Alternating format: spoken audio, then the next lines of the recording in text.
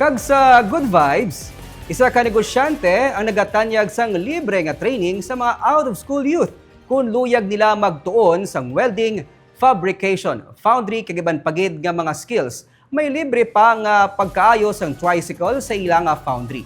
Yaring report ni Romeo Sobaldo.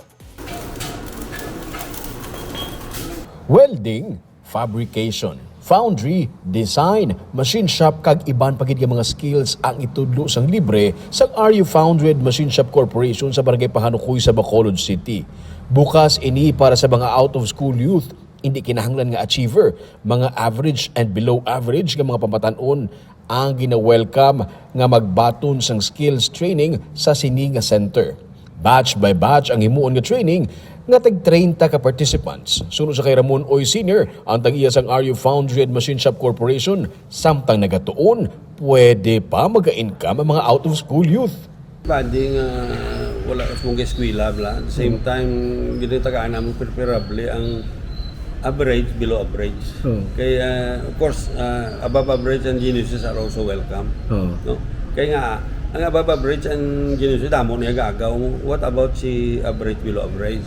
Kaya natin sa opportunity to get ahead also of their life, no? By putting up a training center here in RU.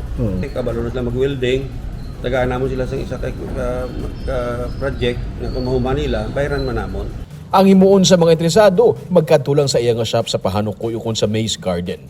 Sang Domingo, kadungan sang 78th birthday ni Uy, ginpatigayon ang ribbon cutting sang center para sa training. Luyag niya nga ang ini nga mga pamatanon ang hindi magsalig sa hatag sang iban nga tawo. Luyag niya sila tudloan sang skills para matagaan man sila sang dignidad, kag dugang nga ihibalo nga pwede nila magamit sa pagpangabuhi. Partly, of course, amo na sabi, no, you were given a lot of blessing. So I think it's time to share the blessing. But ang sharing sa blessing, it's not dole out. I'm not a believer of dole out. Kaya once ka dole out ka, ang tawang natagaan mo, he loses his self-esteem. Di ba? Doon lang yung pagkatao, ang pagkatao, doon natagaan to. Hindi. Ang amo niya program is empowering. You empower the guy, you give him skills. May mga pandayan nga ginahimo diri sa RU Foundry Center. Diri ihana sa training ang mga kabataan. Kung may mga komunidad o kung kooperatiba nga luyag mag-angkon sa kaugalingon nga pandayan, pwede sila makabakal diri. Ang kabaylo, nahuman nila nga mga produkto. Amat-amatan ng nila ang RU Foundry sang bayad. So ni-farm out namon, iba namon obra sila, bayaran na nila ang ginbutang namon mga equipment sila through finished product. So mo nang bukod sila nga ang it is a different concept sang financing, no? Ka mabayad ka lang ya upon generating an income. Kung kasarang ka na magbayad na. That's the time to pay, no? So wala kaya pressure sa financial nga kana kada bulan bayad yung bill, bayad hindi ka mabayad ka na lang kung nakasugod ka na sang generate sang income. Or mapadala kami sa isa ka bagay nga weldingon mo, brahon mo. Ang portion sila bayaran namon, ang portion bayad sa imo nga ginutang namon nga equipment.